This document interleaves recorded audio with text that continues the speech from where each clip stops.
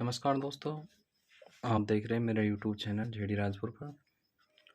दोस्तों देखिए, अब 20 तारीख से 20 मार्च से जो है 12th के एग्ज़ाम हैं, तो बच्चों को तुरंत रिवीजन करना होता है। इसलिए जो है शॉर्ट टाइम में और सारे जो प्रश्नावली के सूत्र हैं उनका अच्छे से रिवीजन हो पाए, इसके लिए ये वीडियो लेकर आ रहा हूँ। तो इसमें समाकलन जो यूनिट है हमारे, उसके जितने भी सूत्र बन सकते हैं, ठीक है, जो आवश्यक सूत्र हैं उन सभी का आप इसी वीडियो में रिवीजन कर सकते हो। तो मैं इनको थोड़ा फास्ट बोलूँगा, और वैसे आपने पढ़ी है पूरी साल तो आपको याद ही होंगे, लेकिन शॉर्ट टाइम में इनका रिवीजन कर सकते हैं एक ही वीडियो में। तो देखिएगा, वीडियो की शुरुआत करते हैं। तो सबसे पहले जो सूत्र है हमारे बेसिक फॉर्मूला है, उनमें देखो एक्स की घात एन, जिसका सामान्य सूत्र होता है एक्स की घात एन प्लस वन बटा n plus one plus constant c. देखो जितने भी अनिश्चित समाकलन उनमें सब में कॉन्स्टेंट सी आपको दिखाई देगा, और ये इसका मेन सूत्र है। जितनी भी एक्स की घात से रिलेटेड जो भी होंगे सवाल वो इसी से हो जाते हैं। फिर समाकलन dx, तो देखो ये दोनों एक दूसरे से कट जाते हैं, अवकलन और समाकलन, तो x बचता है प्लस कांस्टेंट c। e घात x का e की घात x होता है प्लस कांस्टेंट c। एक की घात x dx का एक की घात x बटा log a plus constant c, जबकि अवकलन में log a ऊपर होता है तो गुणा में होता है, और गुणा का उल्टा भाग तो समाकलन में भाग में आता है। k dx तो कांस्टेंट का कुछ नहीं होगा, बाहर हो जाएगा, और dx का भी देखा था कितना होगा, x plus constant c। 1/x का dx तो कितना होगा, 1/x का log x, जबकि अवकलन में पढ़ते हैं log x का समाकलन जो log x का अवकलन जो होता है 1/x होता है। तो हम जानते हैं अवकलन समाकलन अपोजिट होते हैं। रूट एक्स का एक्स की घात 1/2 पढ़ के इसी सूत्र से करेंगे तो 2/3 एक्स की घात 3/2 प्लस कॉन्स्टेंट सी, लेकिन अपन डायरेक्ट भी याद रख सकते हैं, ठीक है। तो क्रम वाइज दिए हैं मैंने सूत्र जो भी लिखे हैं यहाँ पे। फिर है साइन एक्स डी एक्स का, देखिएगा साइन एक्स यानी कि त्रिकोणमिति के एक साथ ले लिए, साइन एक्स डी एक्स का minus cos x plus constant c होगा। कोस एक्स और डी एक्स का देखें तो sine x plus constant c होगा। टेन एक्स का log sec x plus constant c. अब देखिएगा लॉग सेक का मतलब होता है 1/कोस, तो कोस नीचे से ऊपर जाएगा तो घात -1, और लॉग में घात आगे लिख सकते हैं, इसलिए minus log cos x plus c. तो आपके आवश्यकता के अनुसार इनको यूज कर सकते हैं। कोट एक्स डी एक्स का माइनस लॉग साइन एक्स होता है। अब देखो लॉग साइन है, यहाँ देखते हैं लॉग कोस एक्स इसका पॉजिटिव में होगा, तो अपन जैसे 1/साइन होता है कोसेक का, तो साइन घात एक ऊपर जाएगी तो माइनस की हो जाएगी, और माइनस का चिन्ह लॉग में आगे आ जाता है। तो को रिलेट करके समझ सकते हो उनको, ठीक है। सेक एक्स डी एक्स जो है इसका होगा log sec x plus 10x plus constant c सब में ऐड करना है। और इसी का दूसरा सूत्र जो है लॉग x/2 प्लस पाई/4 प्लस कॉन्स्टेंट सी होगा। इसी प्रकार देख सकते हैं कोसेक एक्स डी एक्स का log cosec x minus cot x. देखो सेक एक्स का है तो याद रखने के लिए सेक से शुरुआत होगी, log sec x plus 10x। Cosec X का है तो दोनों ही सी वाले हो जाएंगे, cosec x minus cot X, इसमें माइनस इसमें प्लस, ठीक है, बराबर। एक और सूत्र होता है log 10x/2 plus constant c. तो जैसी आवश्यकता होती है किस सूत्र की अपन को आवश्यकता है उसको लगा लेंगे। आगे देखते हैं जो हमारा सूत्र है कि सेक एक्स 10x और dx, इसका होगा sec x plus constant c. Cosec x cot x dx का minus cosec x plus constant c. तो वैसे अपन ध्यान रखने के लिए याद रख सकते हैं कि सी ओ वाले जितने भी होते हैं उनमें माइनस का जो है चिन्ह सामने दिखाई देगा, जैसे sec square x dx 10x plus constant c. तो यहाँ पे सी ओ नहीं है, तो यहाँ पे सी ओ है कोसेक स्क्वायर एक्स dx, तो minus cot x plus constant c. तो ये सारे त्रिकोणमिति के जो है सूत्र एक साथ रख लिए। फिर अपन इनवर्स के देखेंगे, इनवर्स वाले जो सूत्र हैं उनको देखने के लिए dx/√1 माइनस एक्स स्क्वायर, तो इसका होगा sine inverse x plus constant c. यदि माइनस आ गया dx/√1 माइनस एक्स स्क्वायर बराबर कोस इनवर्स, तो क्या है कि सी ओ वाला है इसलिए माइनस आएगा। dx/1 प्लस एक्स स्क्वायर एक याद रखना है, देखो एक याद रखना है दूसरा याद हो जाएगा। dx/1 प्लस एक्स स्क्वायर बराबर tan inverse x plus constant c. फिर यहाँ देखते हैं तो minus dx/1 plus x square, क्योंकि सी ओ वाला है तो माइनस का यहाँ पे चिन्ह दिखाई देगा, cot inverse x plus constant c. इसी प्रकार से आप देखते हैं dx/x√x² -1, देखो इसके जैसा और कोई सा भी सूत्र नहीं है यहाँ पे, ठीक है। तो पीछे के जो सूत्र पड़े थे इसमें x बाहर भी होगा और x² अंदर होगा, तो देखो x√x² -1, तो क्या होगा sec inverse x plus constant c का। फिर बात करते हैं माइनस dx/√x² -1, तो आप देख सकते हैं सी ओ वाला है इसलिए माइनस यहाँ पे दिखाई देगा प्लस कॉन्स्टेंट सी। फिर देखो समाकलन का एक मेथड होता है खंडस समाकलन, इसमें दो अलग अलग फलन जो होते हैं गुणा में होते हैं। तो एक को फर्स्ट मानते हैं और एक को सेकंड मानते हैं। फिर इसका समाकलन का सूत्र बनेगा, पहले को छोड़ना होता है, दूसरे का समाकलन करना होता है, फिर बड़े समाकलन का चिन्ह लगाएंगे। पहले का अवकलन कर देंगे गुणा दूसरे का समाकलन। देखो यहाँ और यहाँ देखें तो समाकलन दूसरे का ही होगा, और dx इसका अवकलन इसका समाकलन दोनों को गुणा करके फिर से एक बार दोबारा समाकलन करेंगे। अब ये जो क्रम है कैसे निर्धारित करेंगे, मान लीजिए दो फलन गुणा में है तो उनको फर्स्ट सेकंड किस हिसाब से मानेंगे। तो आई लेट आप ध्यान रखेंगे, मैं 2-3 बार बोलूँगा इस शब्द को, आई लेट। तो प्रत्येक जो शब्द है I L A T E, इनका अर्थ है, आई का मतलब इनवर्स फंक्शन। तो देखो इनवर्स फंक्शन के नाम है सारे, तो इनवर्स फंक्शन, इनवर्स का मतलब प्रतिलोम फलन। तो sine inverse, cos inverse, tan inverse, ठीक है, cot inverse, sec inverse, cosec inverse, ये 6 फंक्शन होंगे। लॉगरिथमिक एल का मतलब होगा तो लघु गुणक, यानी कि लॉग के साथ x, x square, x plus one कुछ भी होगा तो सारे लघु गुणक फलन होंगे। एल्जेब्रिक, तो एल्जेब्रिक बीजीय फलन होंगे, एक्स, एक्स स्क्वायर, वाई के पद भी हो सकते हैं जेड के। तो अपन मुख्य रूप से यहाँ पे देखते हैं समाकलन में तो एक्स के टर्म ही दिखाई देंगे। टी का मतलब trigonometry, sine X cos X, ठीक है, tan X cot X, sec X cosec X, वही 6 की 6 त्रिकोणमिति के फलन होंगे, और ये प्रतिलोम त्रिकोणमिति।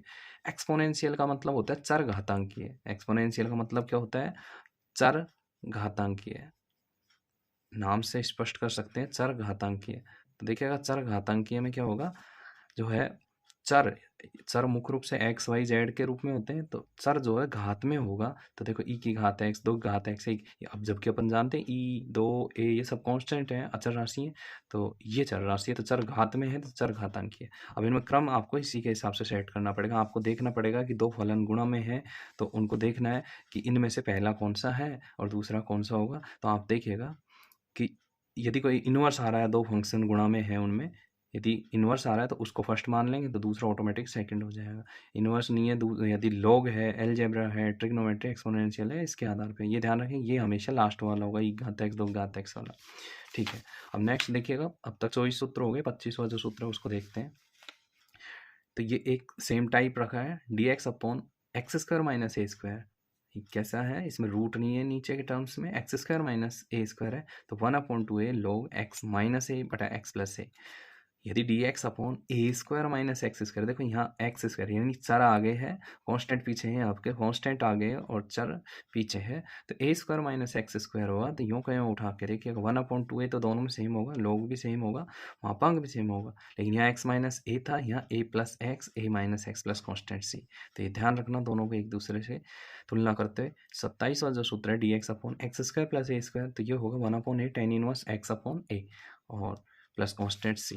नेक्स्ट देखते हैं, तो ये तीनों ऐसे हैं जिनमें रूट नहीं है, ये ध्यान रखना है आपको। और ये तीन देख रहे हैं अब अगले रूट वाले, 1/√x square plus a square D x है, तो देखा इसमें log x plus √x square plus a square plus constant c. तो ये यूँ कहीं उठा के रख दिया। 1/√x स्क्वायर माइनस ए स्क्वायर डी एक्स है, तो log लगेगा, मापांक भी लगेगा, x भी लगेगा, प्लस भी लगेगा।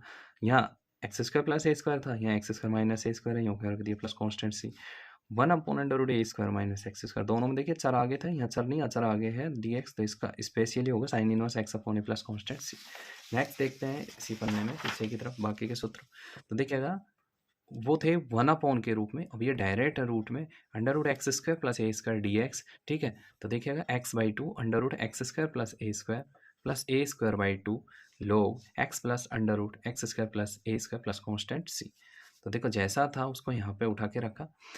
√x स्क्वायर माइनस ए स्क्वायर डी एक्स है, तो देखो x/2 सेम होगा, ये X square minus A square as it is रखा, लेकिन यहाँ पे रखना माइनस का चिन्ह यहाँ पे यूज़ किया जाएगा, ये माइनस का चिन्ह है, ए स्क्वायर बाई 2, ये भी सेम चल रहा है, log भी सेम चल रहा है, एक्स भी सेम चल रहा है, प्लस का चिन्ह जो यहाँ है उसको उठा के रख दिया प्लस कॉन्स्टेंट सी।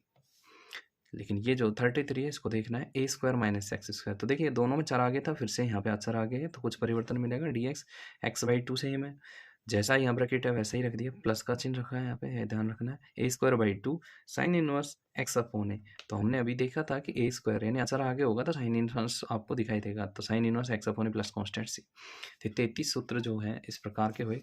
अब ये देखिएगा 34वें नंबर का अलग ही सूत्र है, आपको ई की घात एक्स बाहर दिखे, और यदि अपन देखें अंदर एक तो फलन हो और एक उसका एफ डैश का मतलब उसका अवकलन हो और ऐसा समाकलन हो रहा हो, तो आप डायरेक्ट लिख सकते हैं ई की घात x f x plus constant c जो है उसका समाकलन होगा। फिर 35वें नंबर का सूत्र जो है आपको थोड़ा सरल बनाता है डायरेक्ट कैलकुलेशन, कि नीचे फलन ऊपर अवकलन, मैं फिर से बोल रहा हूँ, नीचे फलन ऊपर अवकलन हो और फिर उसका समाकलन हो रहा हो तो आप डायरेक्ट उसका आंसर होगा log नीचे जो मान है यानी फलन है प्लस कांस्टेंट सी।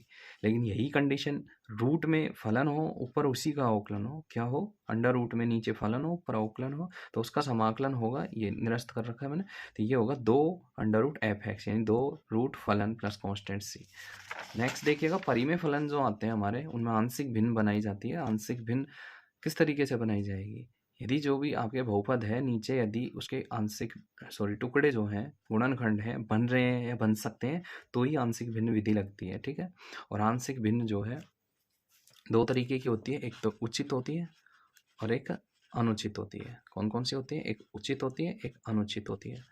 अब उचित में तो क्या होता है कि ऊपर की जो घात है नीचे की घात से हमेशा क्या होगी, छोटी होगी, जबकि अनुचित भिन्न में ऊपर की घात और नीचे की घात है तो बराबर होगी, यह क्या होगी, ऊपर की घात बड़ी होती है, ठीक है। तो देखिएगा 37 नंबर का, यानी कि आपको समझाएं तो जैसे x upon x square plus 3, ठीक है,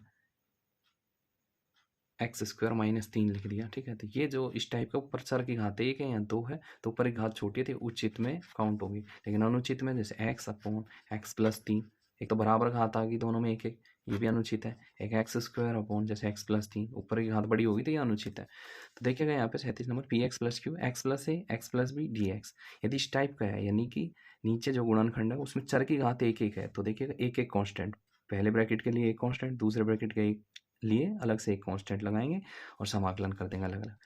यदि स्थिति ये आती है कि चर की घात तो एक है लेकिन उसके ब्रैकेट का स्क्वायर है, क्यूब है, कुछ भी होता है एक्स प्लस बी, तो देखिएगा एक जो है ब्रैकेट लगाएंगे उसकी एक घात लगाएंगे और उसके लिए एक कांस्टेंट प्लस दोबारा उसकी 2 घात के लिए एक और कांस्टेंट लगाएंगे और डी एक्स इसका समाकलन कर देंगे। अब यहाँ पे तो चर की घात एक है, घात भी एक ही है इसके ब्रैकेट की, तो एक ही कांस्टेंट लगा दिया। इस प्रकार से b x plus q x square plus a x plus b और डी एक्स, तो यहाँ चर की घात 2 है तो यहाँ पे देखिएगा ऊपर जितनी चर की घात होगी ब्रैकेट के अंदर उतने ही ऊपर कांस्टेंट लगेंगे, जो कि क्रम इस प्रकार से होगा ए एक्स प्लस बी, नीचे एक्स स्क्वायर प्लस ए, यहाँ पे चर की घात एक है एक्स प्लस बी में तो एक ही कांस्टेंट लगा दिया। यदि स्थिति ऐसी आती है कि एक्स क्यूब प्लस ए, देखो ऊपर हमेशा कोई इससे क्या होगा, छोटा जो है घात का बहुपद होगा, तो यहाँ देखो 3 और 1 4, तो यहाँ पे इससे छोटा होगा 3 हो सकता है या उससे कम हो सकता है, कोई संख्या भी हो सकती है। तो x cube plus a x plus B, तो देखो यहाँ चर की घात 3 है तो 3 कांस्टेंट लगेंगे ए बी सी, तो देखो लिखने का क्रम ये होगा, यहाँ 2 थे तो एक्स प्लस बी, यहाँ x square b x plus c, यदि 4 होती घात तो x cube b x square c x plus d ऐसे हो जाता है, एक्स क्यूब प्लस ए के ऊपर। तो यहाँ देखते हैं एक्स प्लस बी, चर की घात एक ब्रैकेट की घात एक तो एक कांस्टेंट, लेकिन अगले क्रम का ए बी सी तो अगला डी ले लिया।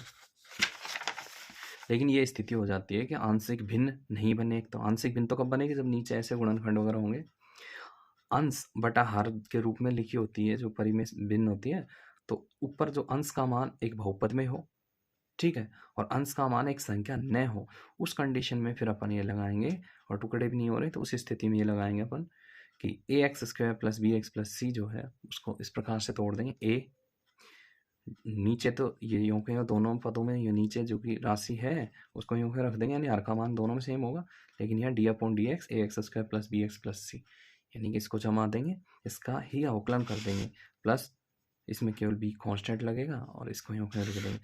ये जो है ये पद किस प्रकार से लिखेंगे, यानी ऊपर की राशि को चेंज करेंगे बी एक्स प्लस क्यू को, ए लिखेंगे डी अपॉन डी एक्स और नीचे जो फलन है उसका अपन अवकलन कर देंगे, नीचे जो हर का मान है सॉरी और प्लस बी, और यहाँ से तुलना करके एक्स का मान रख करके, ठीक है, ए और बी के मान निकाल के यहाँ रख देंगे और फिर सामान्य समावले में ये बदल जाएगा। एक तो फलन अवकलन वाला सूत्र लग जाएगा, ठीक है, और दूसरा यहाँ पे आपको क्या करना पड़ेगा, इसमें तो कौन सा लग जाएगा, फलन नीचे होएगा ऊपर अवकलन हो जाएगा, और इसमें आपको पूर्ण वर्ग विधि से करना पड़ेगा।